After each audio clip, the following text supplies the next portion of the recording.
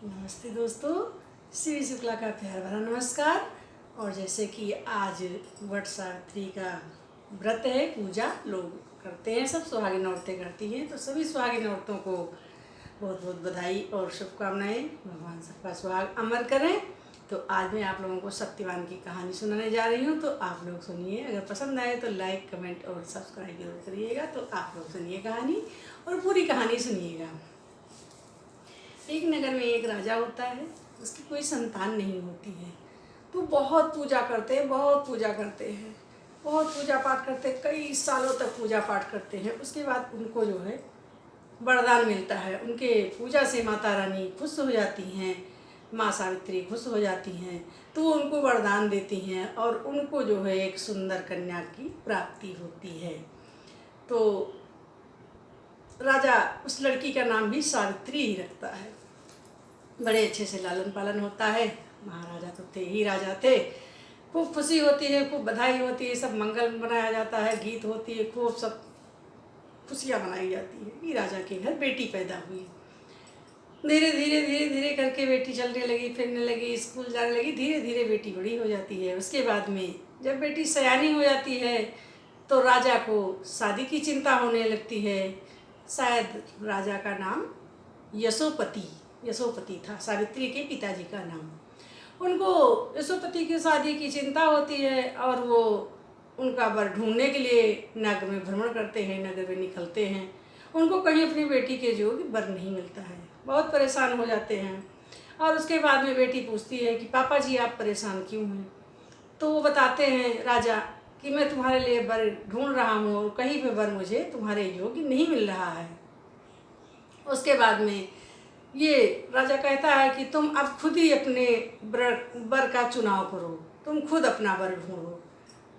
सावित्री से कहते हैं। सावित्री वर के खोज में निकलती है, अपना निकलती है। उनके साथ सब नौकर चाकर लगा दिए जाते हैं और वो वर ढूंढने जाती है। जाते जाते जाते जंगल में एक लड़का जो होता है वो पेड़ काटता हुआ मिलता है, जिसका नाम होता है सत्यवान। सत्यवान के माता पिता अंधे होते हैं। राजा महाराजा वो भी थे, राजा थे, लेकिन उनका राज्य छीन लिया जाता है। तो एक गरीब हो जाते हैं और जंगल में रहते हैं और उनका बेटा लकड़ी काट के लाता है। सत्यवान लकड़ी बेचता है, उसी से उनकी रोजी रोटी चलती है। सावित्री जब वहाँ पहुँचती हैं तो सत्यवान को देख के वो सोच लेती है, अपने मन में ठान लेती हैं कि मेरे लिए यही वर अच्छा होगा। आती हैं घर में, अपना निर्णय बताती हैं। उनके माँ बाप पूछते हैं, सत्यवान के माँ बाप पूछते हैं उनसे कि बेटी तुम कौन हो। तो वो बताती हैं कि मैं यशोपति राजा की बेटी हूँ और मैं वर के चुनाव में निकली हूँ अपने लिए वर ढूंढने।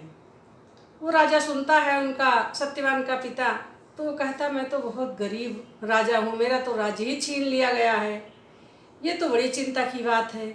उसके बाद में राजा जो है, सत्यवान का पिता, वो सावित्री के पिता के पास आता है, राजा के पास, और अपने प्रश्न करता है उनसे। कहता है हे महाराजा, राजा मैं तो बहुत गरीब राजा हूँ, मेरा तो राज्य छीन लिया गया है और जो ये मेरा बेटा है सत्यवान, इनकी बहुत अल्प आयु है, इसकी बहुत अल्प आयु है और आप कृपया अपनी बेटी के लिए कोई दूसरा वर ढूंढ लीजिए, क्योंकि इसका जीवन सुखमय नहीं होगा सत्यवान से शादी करके।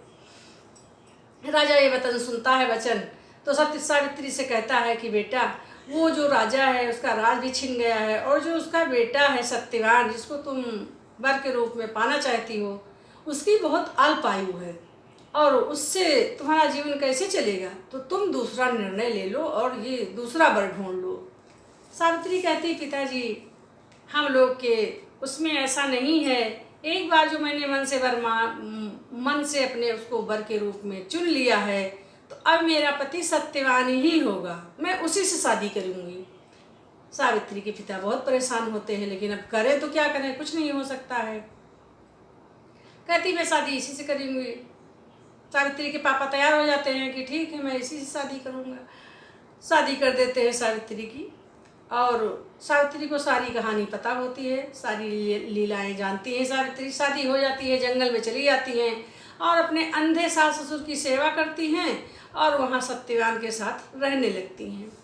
उसके बाद में क्या होता है कि धीरे धीरे वो घड़ियाँ पास आती जाती है कि अब सत्यवान का 3 दिन बचा है, मतलब कि अब 2 दिन बचा है, सत्यवान के प्राण यमराज आके ले जाएंगे। जिस दिन ये हो जाता है कि आज ही प्राण सत्यवान के चले जाएंगे, उस दिन क्या होता है कि वो व्रत करके और सत्यवान से कहती है कि आज मैं तुम्हारे साथ जंगल लकड़ी काटने चलूँगी। सत्यवान कहता नहीं नहीं, तुम मेरे साथ लकड़ी काटने नहीं चलोगी। वो बोलती कि नहीं, मैं चलूँगी, अगर आपको कोई दिक्कत ना हो, कोई परेशानी हो, मैं चलूँगी। वो कहते हैं सत्यवान की नहीं, धूप होती है इतनी, तुम मेरे साथ वहाँ जंगल में कहाँ रहोगी, कैसे चलोगी। कहती नहीं, मैं चलूँगी। बहुत जिद करती सावित्री, सत्यवान के साथ चली जाती है जंगल में लकड़ी काटने।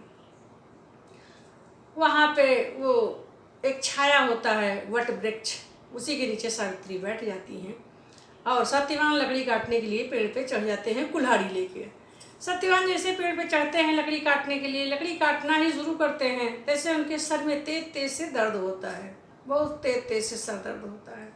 सत्यवान उतार आते हैं नीचे और सावित्री जो है वो तो सब समझ रही है लीला प्रभु की कि क्या होने वाला है। वो झट से अपने गोदी में सत्यवान का सर रख के और लिटा लेती है, मस्तक सहलाने लगती है। सत्यवान को अच्छी नींद आ जाती है, ऐसा महसूस होता है। सत्यवान सो जाते हैं। सावित्री देखती है कि दूर से यमराज चले आ रहे हैं, लंबे चौड़े यमराज चले आ रहे हैं और सत्यवान के प्राण को लेके जाने लगते हैं। जैसे उनका प्राण लेते हैं और आगे आगे जाते हैं, सावित्री उनका शरीर उठा के नीचे रख देती है और उनके पीछे पीछे यमराज के चल देती है। यमराज थोड़ी दूर पे जाते हैं, देखते हैं कि सावित्री मेरे पीछे चली आ रही है। कहते हैं कि तुम लौट जाओ, हम इनका प्राण लेके जा रहे हैं। वो कहती है जब जहाँ मेरे पति जाएंगे वहीं मैं भी जाऊंगी। बोले नहीं, तुम नहीं जा सकती हो, केवल सत्यवान ही जाएंगे,